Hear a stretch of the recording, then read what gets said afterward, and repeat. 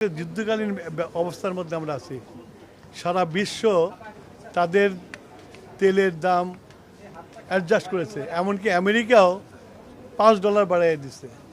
তো সেইখানে আমরা বাংলাদেশে গত এই যে যুদ্ধ লাগার পর থেকে আমরা যে ইম্পোর্ট করে যে আমরা যে স্টক তৈরি করেছি তার যে দাম পড়েছে সেই দামের থেকে নিচে আমরা এখন প্রাইস অ্যাডজাস্টমেন্ট করছি।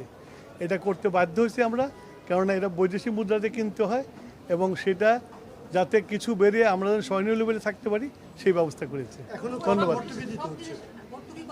এখনো ভর্তুকি কত দিতে হচ্ছে? আপনি বললেন যে নিচে সমন্বয় করেছি, তাহলে এখনো কেমন ভর্তুকি দিতে হচ্ছে? ভর্তুকি এখনো আছে। ইফ ইউ ওয়ান্ট অ্যাকুরেট হিসাব তাহলে আমার মন্ত্রণালয়ে যে বসে ওখান থেকে হিসাব নিয়ে যুদ্ধ মানেই বিরূপ প্রভাব পড়া। এই যুদ্ধে শুধু বাংলাদেশ না, সারা পৃথিবীর প্রতি প্রভাব পড়েছে, আমাদের উপর সেই প্রভাব আছে।